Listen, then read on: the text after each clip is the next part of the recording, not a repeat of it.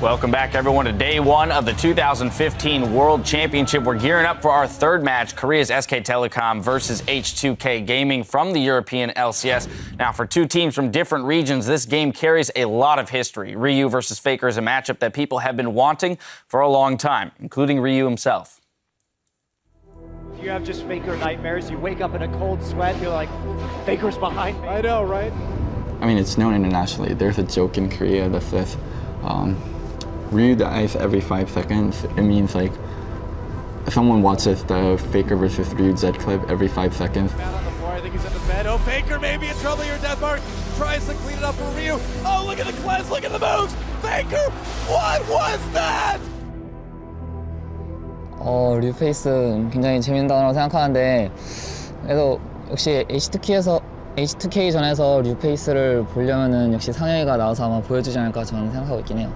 Ryu gets the drop onto Faker right there, gets him down to about a third health, and we see the death mark come down right there from Ryu. The immediate cleanse, look at the shadow swap, so the QSS removes the death mark, and then at this point he gets enough damage with the flash afterwards to chunk him just up. Ryu tries to come in, but there we go. Back to the living shadow again. Goes back with the E.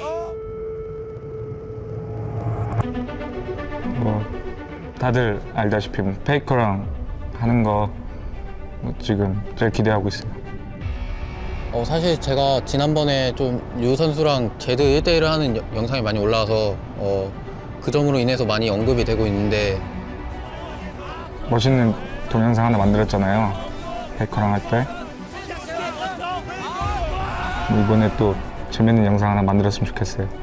사실 과거는 과거일 뿐이고 그때 실력과 지금 실력은 전혀 다르기 때문에 저는 새로운 선수를 상대한다는 마음가짐으로 할 거기 때문에 그때는 제가 졌잖아요, 1대1. 이번에는 죽이는 쪽으로 동영상 만들고 싶어요. Well, we'll see if Ryu can get the upper hand this time around in the rematch between the two Zeds. Ryu is, of course, taking to the world stage after helping H2K take Europe's second seed through championship point, and has said that he would insta-lock the Zed. Now, whether or not that'll happen this game, we'll have to see. But outside of this grudge match, where should we be placing our eyes for this matchup? I think the first thing that comes to mind is H2K, when the two players that have had the worst performance throughout the previous split is, of course, Odamne and Lulex. And I feel like these are two players that have taken a lot of inspiration from the SK Telecom players in their respective roles, because they are very similar, but just worse version of these players. Well, Monty, you can speak to the strengths of SKT, and particularly those two players, Marin in the top lane and Bengi in the jungle, and possibly their matchups against Odwamne and Lulex there. Yeah. I mean, Marin has been an absolute monster. The big question coming in with Marin right here is, in solo queue, he's been playing Darius. In solo queue, he's been playing Fiora. Can he play these kind of champions at the top level? So that's what I'm going to be looking for him. Fortunately for him with Marin, you already know he can play the Lissandra to an insane level, so that's another pick that could be valuable. Bengi came into the final. Sure, he got Elise all 3 games against KT, which definitely helped, but Bengi is a player that I would have given MVP to in that series, just the finals versus KT, because he was much more aggressive than normal. His mechanics were on point. He hit nearly every cocoon, and he just played a fantastic game. So he was also diving a lot more. We saw more aggression from SK Telecom against KT, and coming in against some of these more fast-paced teams, that's going to be really crucial. And Crumbs, you talked about Bengi being, somewhat the forgotten champion of SKT behind Faker, and here he is back on the world stage. What kind of performance are you looking for out of him? The same thing as always. Kind of gets in he doesn't really appear in the headlines, but he's the one that's been helping everything out. And one of the lanes that I think I want to see him help, we talked about Faker's lane and Marin's lane, the bot lane, and Bang plays a very good Kalista, and H2K is one of go-to AD carries, is also Kalista. And I think that has to be a contested pick for this matchup right now because of the jungle picks that are so prevalent, that are very skill shot reliant. The Lee Sin, the Elise, the Gragas, all these champions can get outplayed super hard by Kalista. So whoever gets this pick is probably going to take over the bot lane. And with just a little bit of help from the jungle, you can really push a lead from the bot lane and just spread everywhere else. And to put this in perspective, Bang is professionally undefeated on Kalista. He has never lost a Kalista game. It's a very dangerous pick to give SKT. I mean, when we saw it at MSI, it was absolutely ridiculous. It's like something that I would like to add is like both teams' play styles, I would like say consistent. Like H2K is very, very rare that they do something crazy. Like throughout the European split, they rarely do anything crazy. They just play a consistent play style. It is very like by the book. And with that in mind, it's like if a team has a higher level of consistency, I cannot imagine H2K taking this. Right, so Monty, what happens when these two styles, these consistent styles, clash in this matchup? SK Telecom wins. How badly? Where are we going to see that manifest? Well, and that's it, right? I mean, if we look at some of SKT's style, they play very heavily around their solo lanes and snowballing Faker and Marin, whereas Wolf and Bang tend to be more reserved, although it did mix it up stylistically to defeat KT. And H2K, what's so concerning about them in this particular matchup is in the 9 summer split games that they were down 1,000 gold at 20 minutes, they only won 1. If they start to lose the early game, and 1,000 gold isn't the end of the world at 20 minutes, right? But it's like if they start to lose, then it becomes a giant problem. And SK Telecom, in perspective, at 20 minutes on average in their game, has nearly a 3,000 gold lead across the entire summer season. So with these two things in mind, it seems pretty likely that we'll know the outcome of this game by 20 minutes. Yeah, 1,000 isn't so much at 20, but also, too, the statistic that SKT has at 10 minutes being 650 gold up. It's much more significant when you're only 10 minutes into the game than doubling the time and making it to 20. And that's right, because they go from 650 at 10 minutes to 2,900 at 29 minutes. They snowball ridiculously during the 10 to 20 minute period in the game. And that's when H2K can really fall on their face, and they can only win 1 game out of 9 when they're down by 1,000, much less 3,000. All right, so finally, Yamato, we're looking at H2K needing to establish an early lead if they have any chance here. Who are the players specifically, and where around the map are they going to create those advantages? I think definitely, like, it's so hard for me to imagine because I feel like it's just Master versus Padawan in a way. I feel H2K's playstyle is very, very inspired by SKT, and I feel like they're just outmatched in every matchup. But what I would just specifically watch is the bot lane. I think if anything would happen, it's in the bot lane because I think that is where they could get outplayed, SKT then. All right, well, we'll keep our eyes glued to the bot lane. Once again, it's time to poll you guys on who you think are going to win the game. Crumbs, we're starting with you this time around. I could do this one with my eyes closed. SKT, hands down. You could say the name with your eyes closed. That's not impressive, Crumbs. I can write it down. Look, I could do it as well. SKT. Monty, on to you. I mean, is there even really a question what I'm going to say here? It's obviously going to be SK Telecom. Not only that, I think this game will be over in 25 minutes. All right. Well, hang on. Cloud9 beat AHQ in 24. In 23. Yeah, 23, very impressive. So, yeah. Do I dare Finally. to make predictions? Here it SKT, is. of course, yeah. All right, may I remind all three of you gentlemen that you all voted for AHQ last time, and you were all wrong. Just saying. Nothing No, wrong with no you. Nothing takers? wrong All with right. being in you. Didn't think so. I am with you. This one definitely looks a little bit more lopsided. Now let's send it over to our casters for the play-by-play. On the way, though, Easyhoon tells us SKT's secret to substitution success. 왜 저희 팀이 식스맨 체제만 저희 팀이 유일하게 성공적으로 안착했냐고 생각하냐면요. 그래서 굉장히 여러 가지 이유가 있다고 저는 생각하는데 결국 제가 잘해서 그런 거 아닐까요? All of that anticipation. All Be of good. that Say because anticipation. I'm good. Get good. You know what? I like it. I It's respect better that. than predicting the prediction we see from the analyst desk with HQ winning 3 games or winning 1 game. Okay, right. That was horrible. Let's take a look at the starting lineups. On the blue side, it will be SK Telecom T1, and it will not be Easyhoon in the mid lane. Marin, Bengi, Faker, Bang, and Wolf. Yep, and on the red side, the underdog challenger here, it's H2K with Ottawamne in the top lane, Lulex in the jungle, Ryu on mid, maybe he'll lock in Zed, Huron on the native carry, Kasing on support, and Prawley doing the pick and ban. I'm going to ask an impossible question from 2 games from 4 teams. What are we expecting in picks and bans? Let's exclude the Lulu, the Gangplank.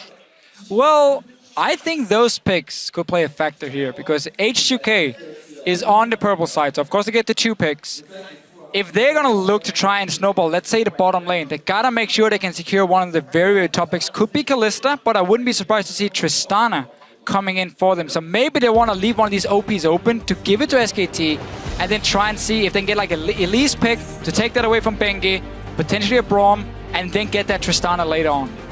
Well, we know that H2K love their Lee Sin as well with Lulex and how powerful he can be on this patch. High was successful in the previous game. Thresh, Mordekaiser, Lulu. Gangplank is still up. That was the last of the 3 that we've been seeing as a common trend across the game. And this is the first time we see one of these really strong picks being banned on blue side, SKT taking out the Mordekaiser. So they don't want to give H2K that very, very strong pushing lane, because again, H2K as a team, they rely so much on taking down early turrets to create that goal advantage that allows them to take over the map and start winning team fights. So far, all 3 of their OPs have been banned away. Yeah, and also feels like SKT is doing a lot to ban away any of H2K's playmaking potential.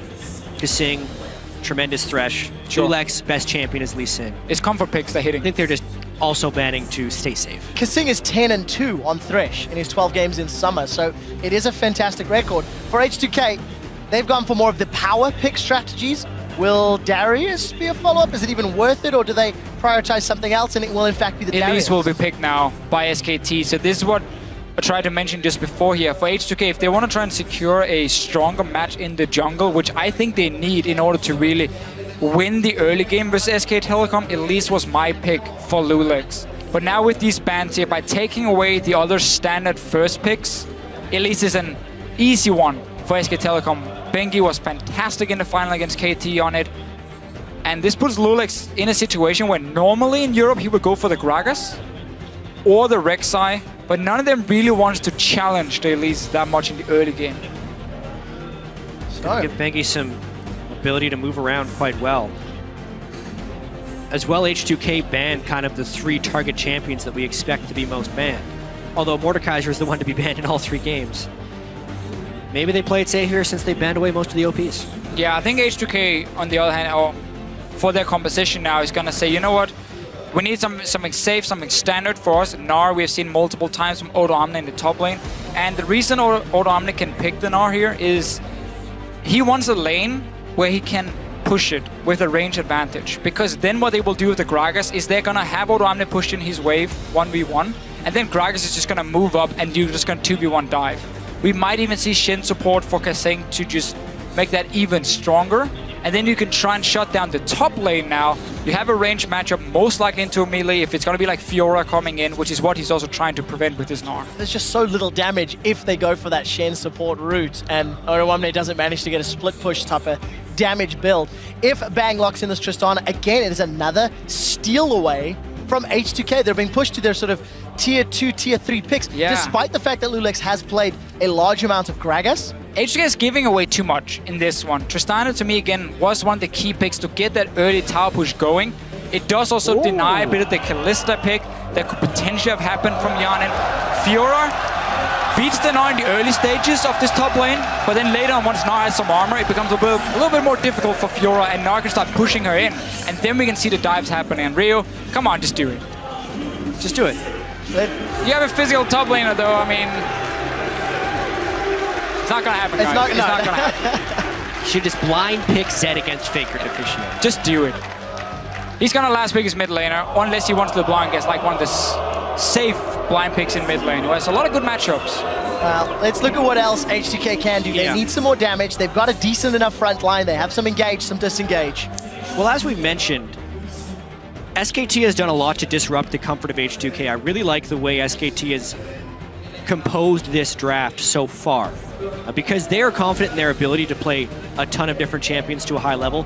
So they are still picking what they feel would be comfortable champions for them, whereas they're pushing H2K onto theoretically less comfortable things. So we get the Braum. We mentioned it for Kasing. Yeah, it was either the Braum or going to be the Shin support for him. Sivir wants H2K. I mean, this is again a very standard H2K comp, but also very outdated in many ways. This is what we used to see during the summer split, before playoffs even. Sivir taking so many nerfs, still offers that utility for a team and a fast pushing potential, but you cannot take down towers as fast as a Tristana. Faker has played Fiora mid on multiple occasions, so this could actually be a flex pick for SKT. They need some AP damage on SK Telecom, and that's It's what we're not probably gonna be going to Fiora. get. No. Okay. It could be fancy, but they need some AP damage. Azir is the safe blind pick. Ryu can take LeBlanc into it though, and try and outplay Azir in the laning phase. He can even go for Ahri if he wants that massive skill matchup. That's what. But he cannot fall behind. That's what Nagne tried to do in the finals of LCK. Wasn't that successful? No. Azir has been nerfed since then. Yeah, the audience, Zed would give them a whole bunch of physical damage. we're not expecting it. LeBlanc Ahri, is actually LeBlanc, something that could. Ahri is the most likely. And Ahri is something that Ryu has used several times in the summer split, has dismantled teams single-handedly, especially the closer we got to playoffs and including playoffs. Yeah, I mean, this guy used to be one of the biggest Ahri players in Korea when he was playing there. He continued the trend. Whenever I talk to Prolly about Ryu, he always says, oh, Ahri, yeah, just give him Ahri. He will make big plays. He will try and carry our team. This was the other option. All right. This is one of the reasons like Azir and Victor is not as safe to blind pick anymore, because these assassins are coming in here who can duel them in the early game and try and snowball against them. But H2K is running a composition that really, to me, screams, get that lead in the mid game, or you're gonna fall really far behind. And versus Azir and Tristana, your towers are gonna die so quickly, and the late game team fights are gonna be so difficult for you to play. And truthfully, that's really H2K's strongest way to pick up a win here. They are somewhat outmatched in every department, whether it's individual, whether it's strategy, etc., etc. And we've talked about how H2K as a team, and Analysis mentioned it, from 10 to 20 minutes, they're pretty decent. SKT are even better. And SK Telecom's team composition is built around getting a large lead early. With the Fiora top lane and the tremendous turret killing potential of Azir and Trist, they're looking to do a lot of split push and turret destruction through better rotations. It's also a very good way when you expect to have a gold lead of ending the game quickly. So that's what SK Telecom is most likely going to be trying to do. And I really fear for this massive mismatch between the top laners and junglers, with Elise and Fiora being so dominant in the early game. Gnar, he wants to get an armor item under his belt before he really wants to duel it. And Gragas, of course, going Cinderhulk. That is going to be a problem for H2K. Can another LCS team pick up a victory, or will LCK's number one seed SKT get on the board? That is what the analyst desk predicted. And in 25 minutes, according to Monte Cristo, SKT sure as hell have the tools to make that one happen. We're loading up to game number 3. This is the first from Group C. It's SK Telecom versus H2K.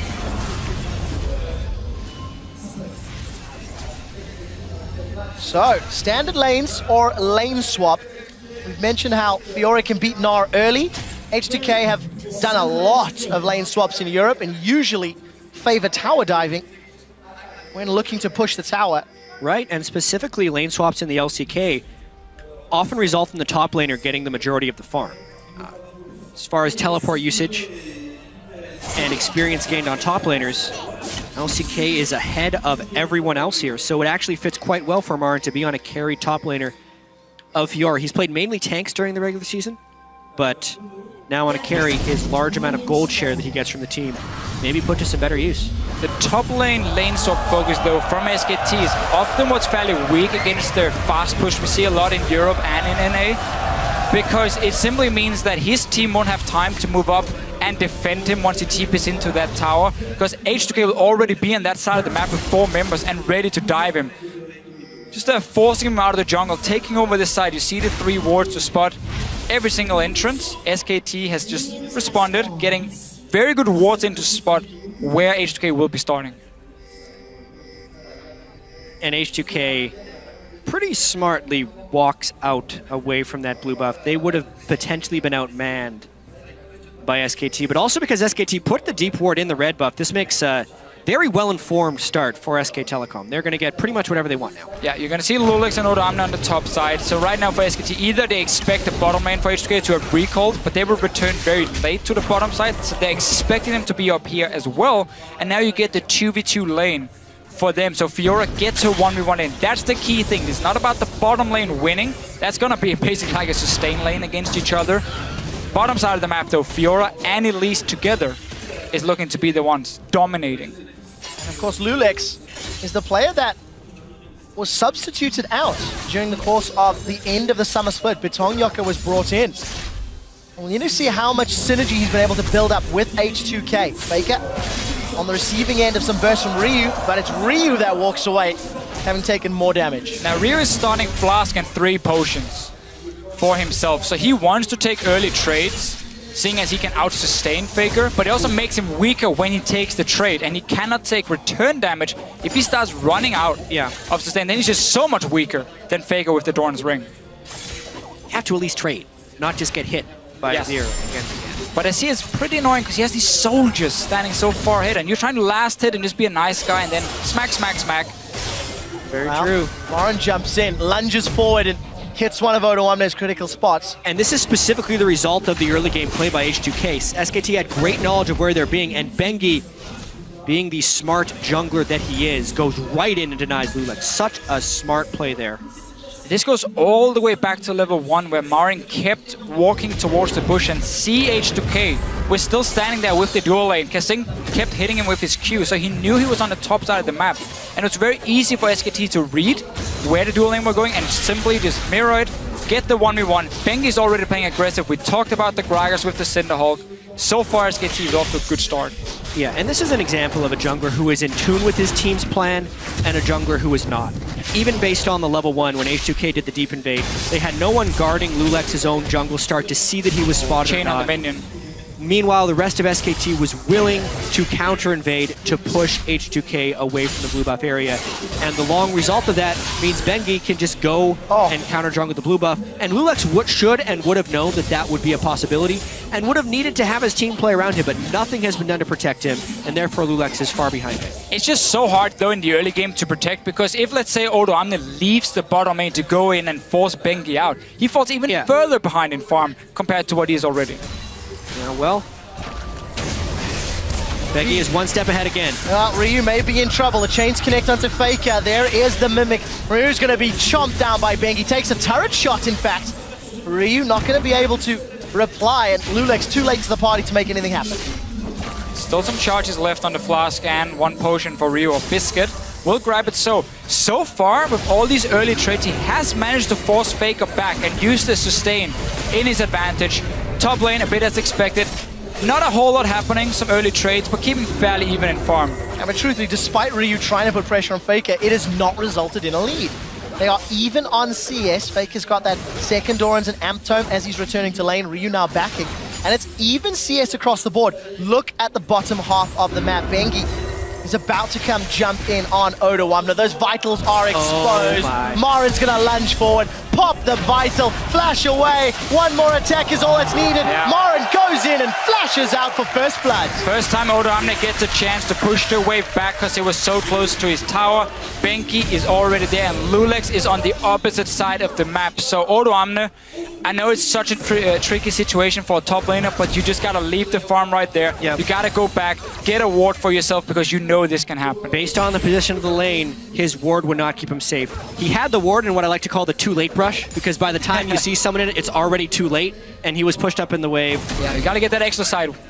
Yeah, it did burn 2 flashes from SKT, so if there was a return gank of some kind by Lulex, and they didn't have a 2-on-2, they would be able to turn it around. So at least it wasn't a total loss. A small timing window if H2K can take advantage, but at only 6 minutes is a 700 gold lead for SKT.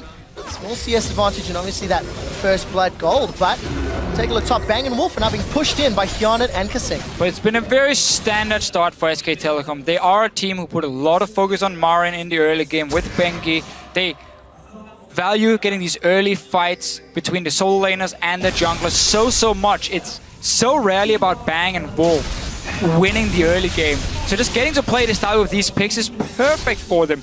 And that's where it becomes even more difficult for H2K. Everyone agrees they are a weaker team, and you also get to play the playstyle SKT likes to use. So you didn't even like push them off and force early aggression or anything. It's just a standard SKT game so far. SKT playing a little cheeky.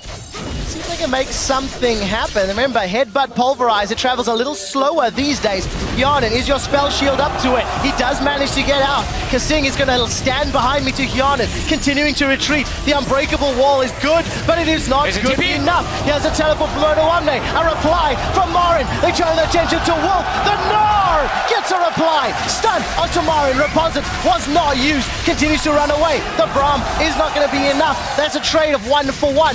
Top laner for the support, and H2K have nothing more to play with. Lulex is on the bottom of the map. I need to see some synergy for H2K when this make plays. This one, obviously, you can't really blame them because they were jumped. They expected SKT to have recalled from this top side, so they just wanted to push out the wave. Suddenly, Alistar Tristana jumps out of the bush. It's a good teleport from Odoamne to react and try and turn it around.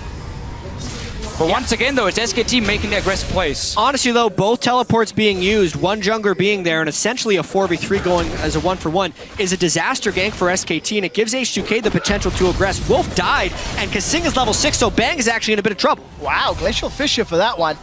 And all Bang needed to do was rocket jump away. Yeah, and he had both summoners. A little bit optimistic. That's a good word for it. So, 2-1 in favor of SKT. The gold lead has shrunk.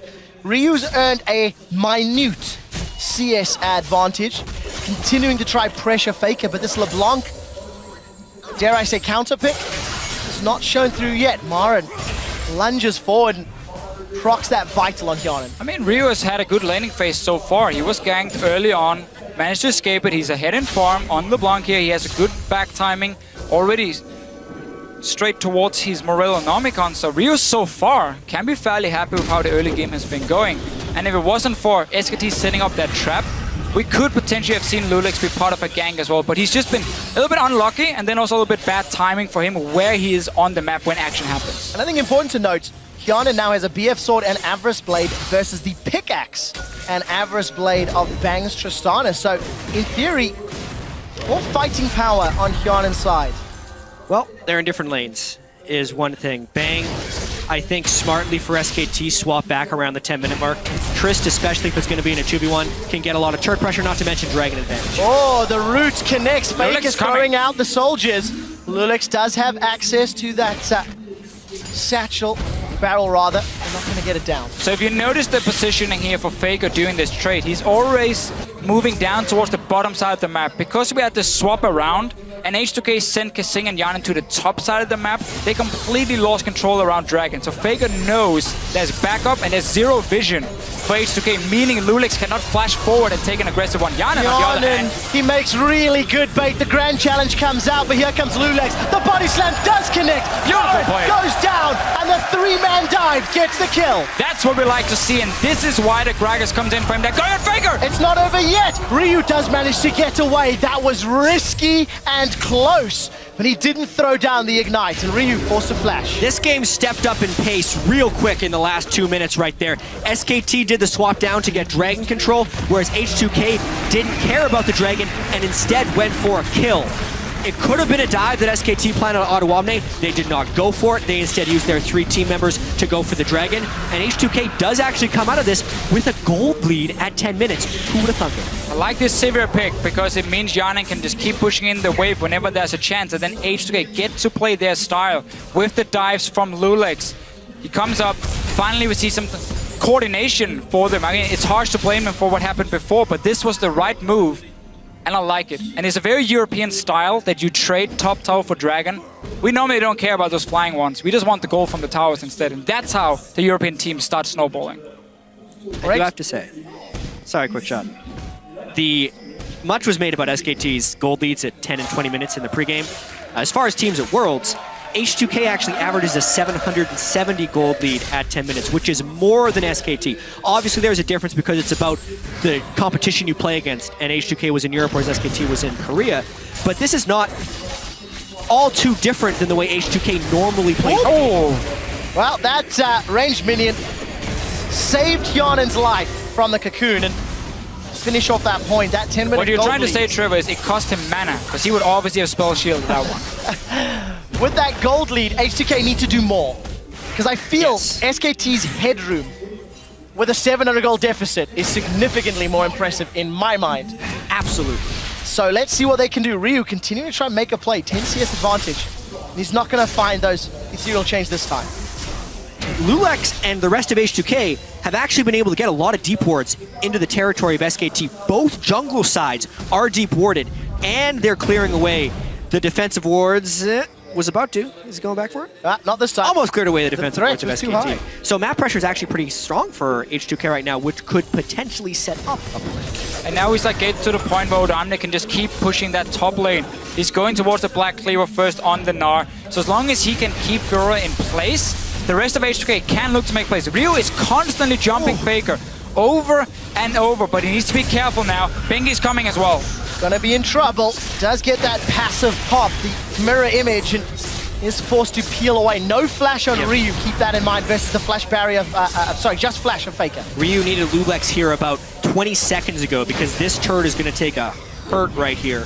And even if Lulex comes in, it's now dangerous for him to do so because they need to be able to match Wolf as well. This turret is in a lot of danger. And again, look at Kasing. He's coming up. SKT, Mel, they get caught out. Lulex gets caught by the cocoon. Glacial Fish is out. The body slam flash gets Faker. Empress Divide splits him, but Ryu kills Faker. The chains onto Wolf. He's forced to flash away defensively. Neither Marin nor Bang move from their lanes, and H2K get one. So SKT were just one step ahead at first, but then H2K, they're not afraid to make the plays. They have the mechanics. Instant engage onto Faker, get the kill, and they return the damage now onto the mid tower. Wolf and Bengi trying their best to defend it.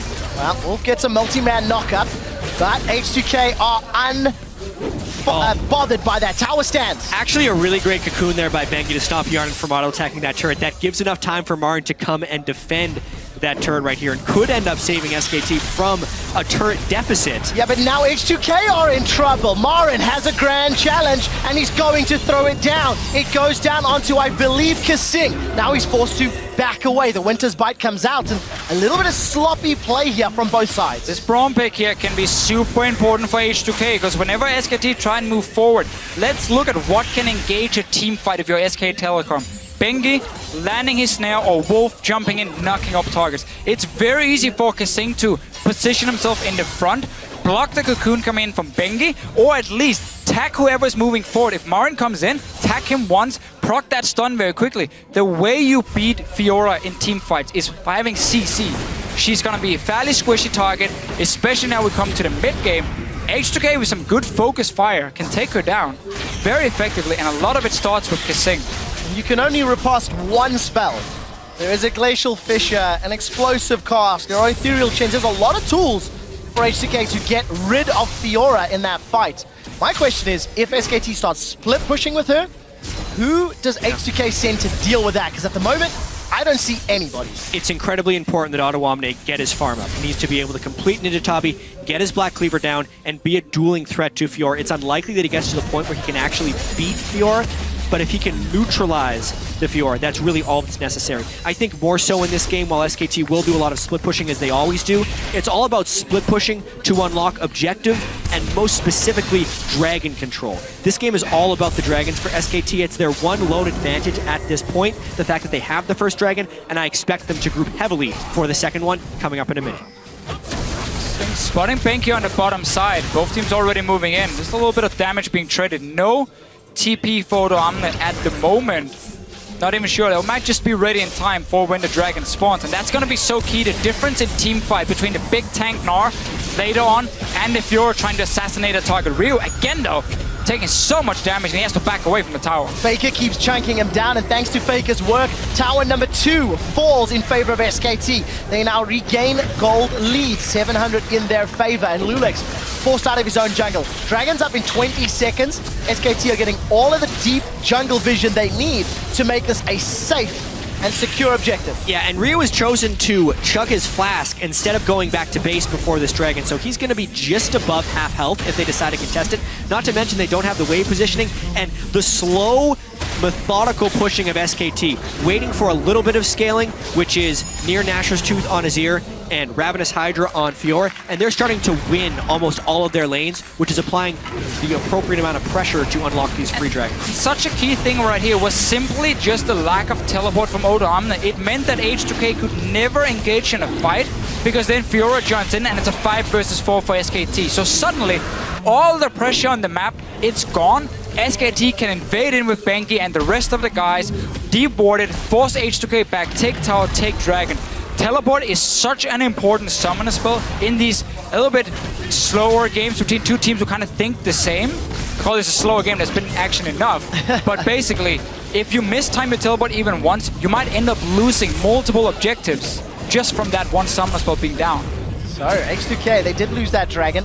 They are able to secure themselves a blue buff from minion wave, pushing towards that heavily damaged outer turret, but there's no Hyanin, so no real threat for that to go down yet, especially now Faker's returned with that Nash's Tooth and Blasting Wand in his inventory. 300 gold is all that separates these teams, and they seem content to just keep farming all three lanes with the respective carries. Yeah, and with that farming, the scaling of the Azir is favored, so I think SKT is generally okay with this, as well as the dragons continually ticking up.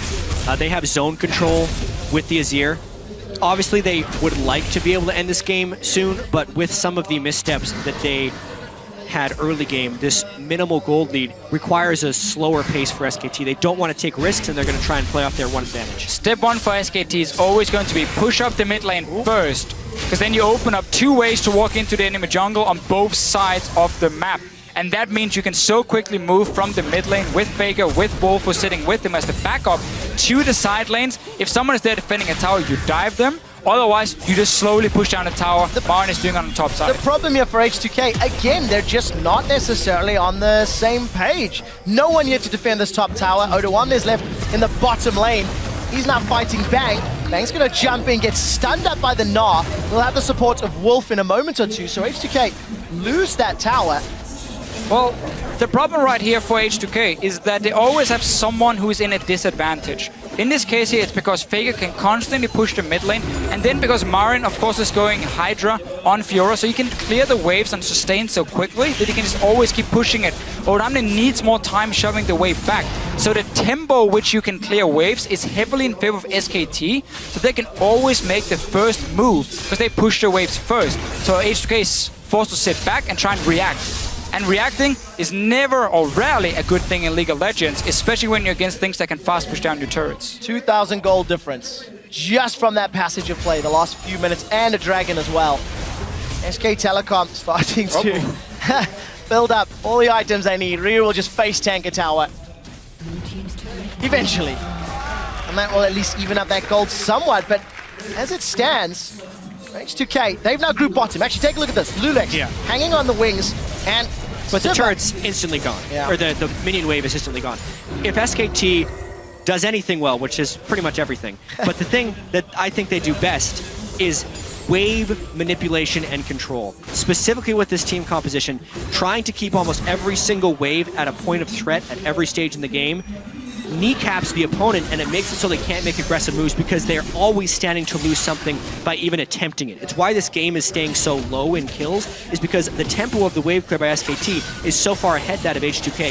If H2K wants to break this cycle, they have to find a giant fight anywhere on the map that can't be disengaged. But then you look at SKT, they have the Azir knockback, the Tristana knockback, and an Alistar, so it's easier said than done. What H2K needs to do right now is they have to put Hyanin in the middle lane, because he's the only guy who can match Faker when it comes to pushing in these waves so quickly.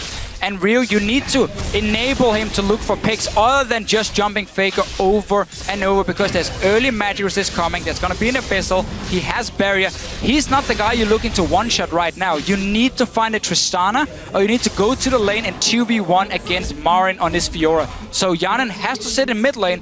Whenever he keeps going bot lane, it just goes even in that lane between him and Tristana, and then SKT wins the other two lanes in terms of pushing, and that's a big problem for H2K. It really is, and again, we'll talk about a little bit more numbers. Ryu's going to jump in on Bengi.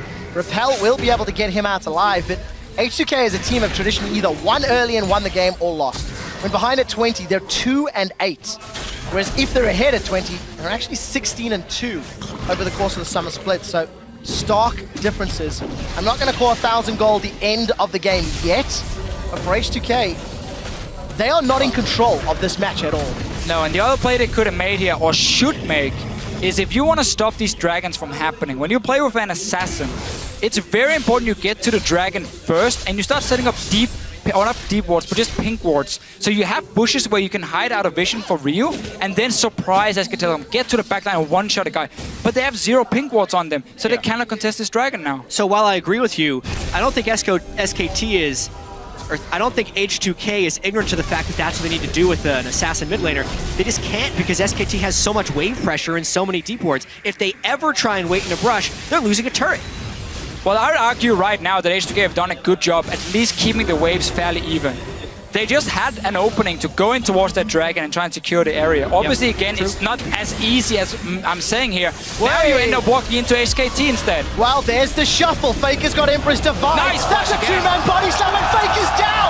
The Empress Divide not even used. The Gnar is not going to get channeled just yet. Bengi's going to be the next focus. Yana was able to kill Faker. Now Marin's looking for Ryu and might just find him. Bang challenge is down, but Ryu's going to stay alive and get away. Bang, left uncontested on the back line. He continues to auto-attack. Wolf with a two-man knock-up. Hjarnan, get in the fight, man. No auto-attacks down yet. The boomerang goes out. Not going to fly slow. Wow, Marin just eviscerates. Beautiful play. That's a double. What an outplay. And SKT demolish H2K. He completely baited SKT, right? H2K, sorry, right there. He jumps in, and when Ryu thinks I can one-shot this guy, he blocks the damage. Holy crap, Marin. Faker gets caught out at the start of that fight. And because H2K had been pushed in for so long, they pile in. And honestly, this was H2K's fight to lose after they killed Faker. At the very beginning of this fight, Hjarnan actually trades a nice amount of damage with Faker, and Lulex times his body slam flash just right and gets the knockback. So Faker, gone. At this point, Marin's teleport completes and he is now in the fight, but it begins kind of a 4v5. He gets a ton of damage down onto Ryu right away, takes him out of the fight. So that's already essentially a kill because Ryu doesn't do anything for the rest of the fight there. But this is where the fight gets impressive. H2K could back away, take the 2-for-1, and then reset a dragon, but they get greedy. They want more. Marin dashes in for a kill, and then look at that. While he's channeling, you cannot deal damage to him. With that fight, they go straight for Baron. This game is not over yet. Wow, 3,000 HP on Baron. H2K drips and drabs. There's no teleport for Odoamne. He's far away. SKT managed to get Baron secured. It may be at Wolf's life cost, though. No, Kasing forced to jump backwards. Unbreakable. Here comes Odoamne. He's in Mega Gnar already. And SKT managed to get out with some aggressive posturing. Baron secured, and that dragon as well. And we really get to see why Fiora is such a powerful pick on this patch right here. The damage you can deal whenever Marin jumped in a matter of just 2 seconds, he would chunk H2K down to nothing. Didn't get to proc his ulti, which normally is the almost guaranteed win in a fight if he does. Now, another fight mid lane, though. Well, take a look at this. Bang, looking for those critical hits. The QSS has been used, and Ryu's forced away. Look at the mid lane. SKT, they're pressuring the tower. When SKT has an inch, they take a mile. They win the team fight. They go straight for Baron because Odoamne went down bottom, and now they're trying to use these Baron minions to demolish the turrets. Azir and Trist live for these types of sieges, and they want to push. H2K did enough damage to SKT that they may repel them for now.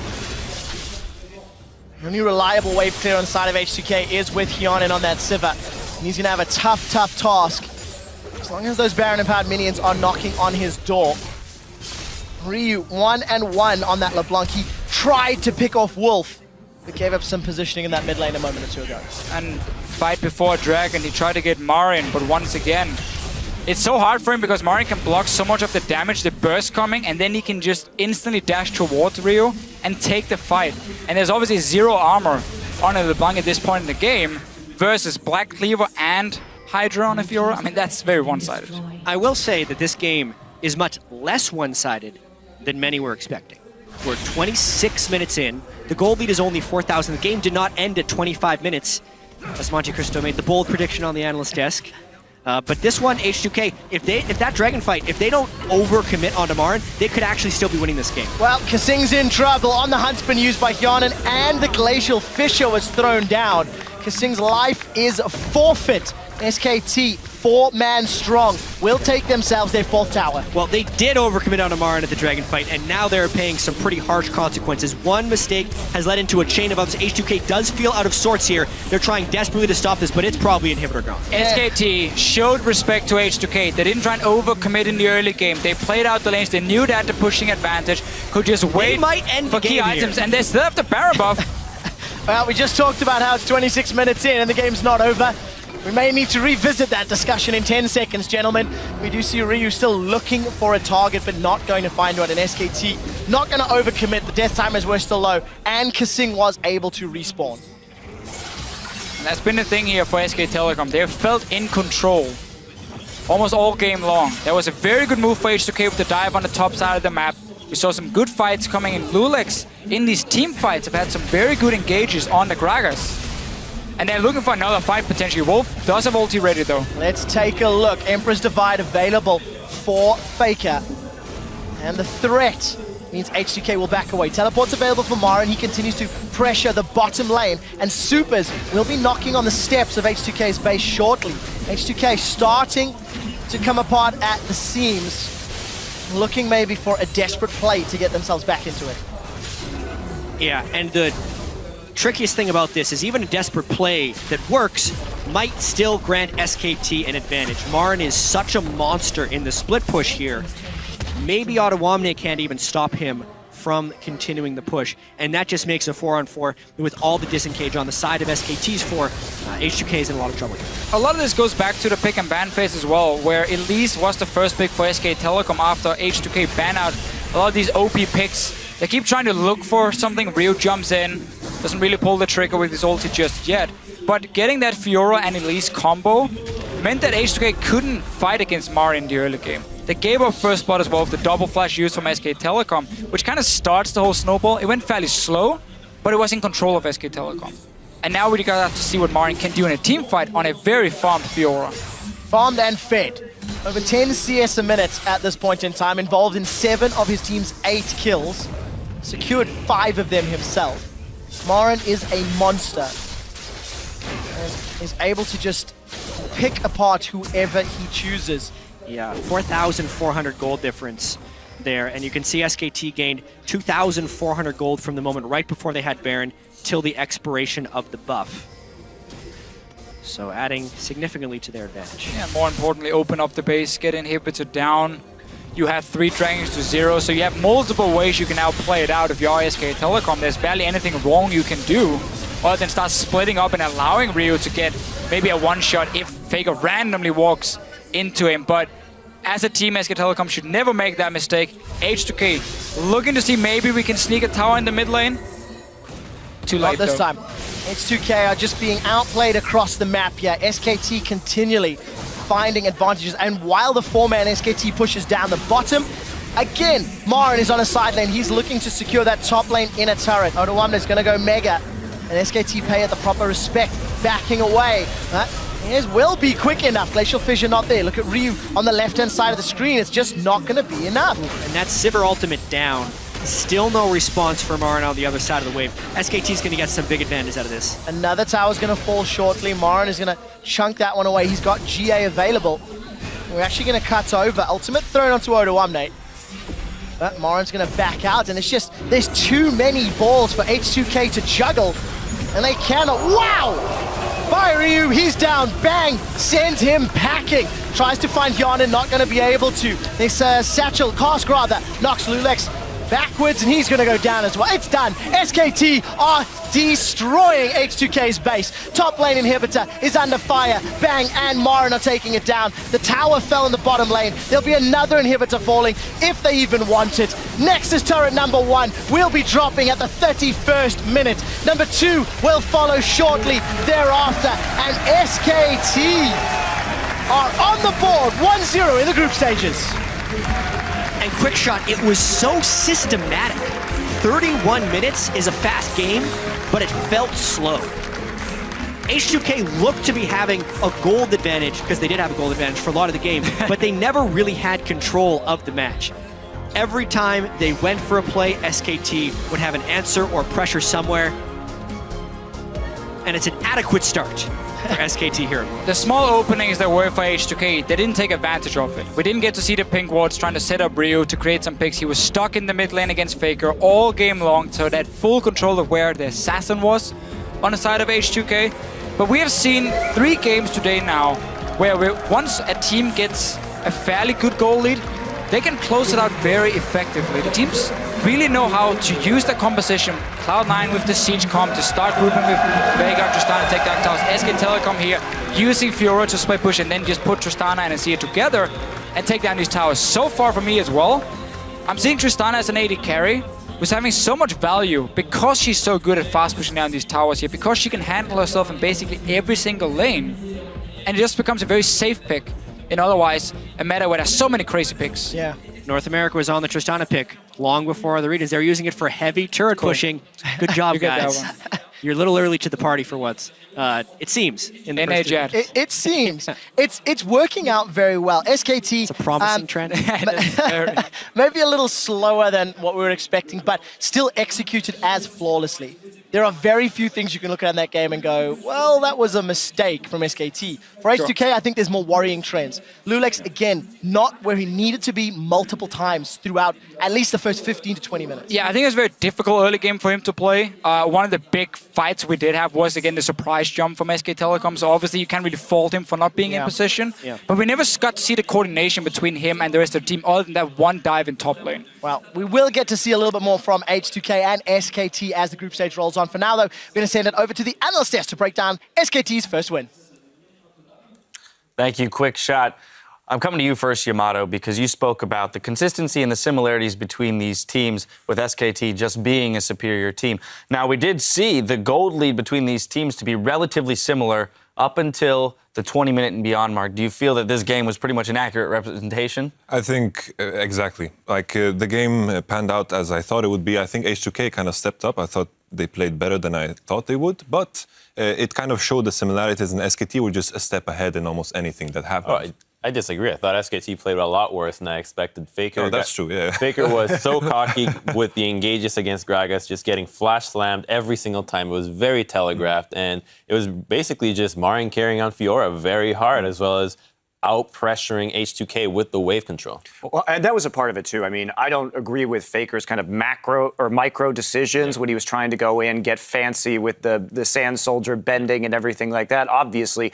And I think he was late on using some of his summoner spells at times, so it wasn't looking particularly good for him in team fights. But if we think about how they played around that mid lane and the pressure that Faker was consistently putting down, bottling up this LeBlanc, really preventing Ryu from going anywhere, getting the deep wards in and starting to take over the enemy blue buff, that was a much more positive sign. That said, Marin was pretty late on some of his TPs to some of these fights, and his individual performance once he got there was okay, but he needs to react faster because these skirmishes are going to be the story of the good teams at Worlds, and he's got to be there on time. So a little bit of rust there for SKT, but the Fiora has been mentioned, and it speaks to me that H2K had the opportunity to first rotation Fiora if they so pleased. Didn't, stuck with the Gnar, handed that Fiora, which is a relatively powerful champion. We've just watched it take over a game. What does this say about Ottawamne for future games in this group? I think taking the assessment that, I think they were hoping that Fiora was, that Marin does not play Fiora. I think that was, the idea of it, because Gnar is not completely, a bad pick. I think, pick and ban-wise, I think it was completely fine. Even though, my only surprise is that the first two games of the day, Fiora was open and not played. That is true. We did not see that. Monty, I want to go back to the statistic that you threw out in the pregame, which was, the 10 to 20 minute for SK, which we didn't necessarily see, but what we did see was the statistic around the deficit for H2K. Exactly a 1K gold deficit at 20 minutes, and they were unable to secure the win. What's going on there?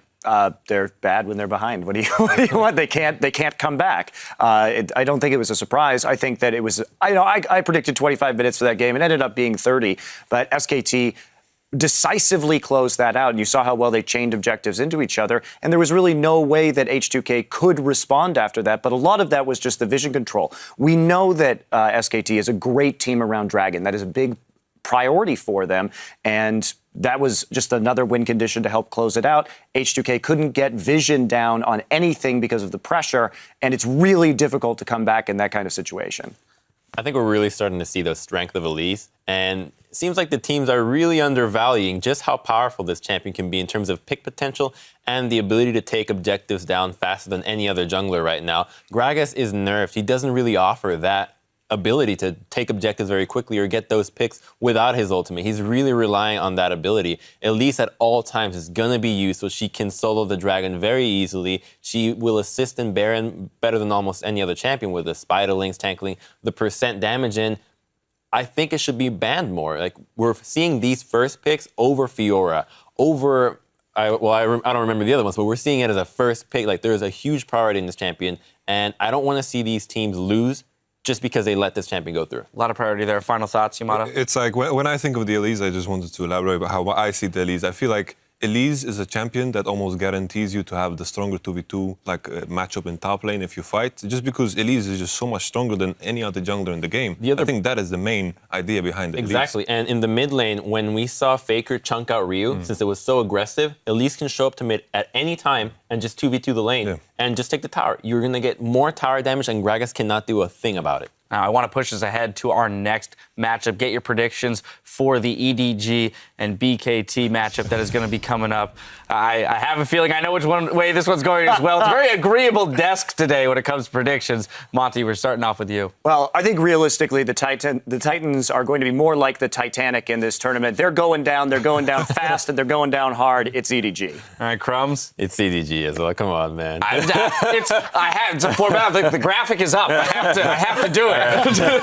What do you want from me, Yamato? Close us out. EDG. EDG as well. Well, no surprises there. We are going to step away while the team set up for our fourth game of the day. As we go, we'll get a closer look at Chips and Noah and the amazing French League community that has been bringing the hype to this year's World's Group Stage. Et c'est parti pour la grande finale. League of Legends, c'est hyper développé en France. Et on en est arrivé à avoir une énorme communauté de joueurs. Les gens sont hyper investis au niveau de l'e-sport. Nous, on essaie de le diffuser en masse, autant de compétitions que possible. Et les gens suivent la scène, ils sont passionnés, ils sont super intéressés. Ils ont toujours leur mot à dire. Tout le monde est bouillant et j'ai l'impression de regarder un match de sport traditionnel. Il y a eu le All-Star à Paris l'année dernière qui ont vraiment bien aidé l'e-sport. C'est surtout cette année que ça s'est vraiment bien concrétisé, quoi. Et ça va continuer, je pense. Il y a toujours de l'ambiance et on voit tout le monde devient fou dès qu'il se passe un truc. Chez soi, c'est aussi bien de regarder un peu, mais on ressent pas autant qu'ici avec tout le monde qui devient fou pour rien, avec tout le monde qui fait du bruit. Et puis il y a les commentateurs qui sont juste à côté et qui mettent vraiment de l'ambiance. Avec tout le monde, c'est vraiment pas pareil. Et les Français aiment crier. Les Français, ils ont le sang chaud. Moi, je trouve que déjà la communauté est motivée et passionnée et très bon esprit. Et je pense qu'on a un des meilleurs publics du monde. Il y a vraiment cette passion et cet intérêt incroyable pour le jeu. Et je pense qu'au niveau du public, la France renvoie une excellente image dans le monde sur League of Legends. Le fait d'avoir pendant 8 jours les Worlds chez nous, c'est juste fantastique en fait pour la France. Et pour moi, c'est juste la récompense, c'est la récompense ultime. C'est un très beau cadeau. Honnêtement, on n'osait pas l'espérer. Je pense aussi c'est une récompense. C'est une récompense pour les Français qui a un public vraiment passionné. Quelle que soit l'équipe, on sera toujours derrière l'équipe qui gagnera et on sera toujours derrière le challenger par exemple qui pourra prendre la meilleure équipe et essayer de les battre. On dit qu'on est l'un des meilleurs publics du monde et je tiens à ce que ça le reste et on donnera le meilleur. Personnellement, c'est la consécration de 4 ans de commentaires et c'est pour moi une énorme récompense et un honneur de pouvoir entamer, de pouvoir commencer les Worlds. Je ne pouvais pas rêver plus beau cadeau. Pour moi, je considère vraiment que c'est un aboutissement. Alors il faudra du coup que je me trouve d'autres buts éventuellement après, mais là je touche le sommet. Ouais, c'est la concrétisation absolue.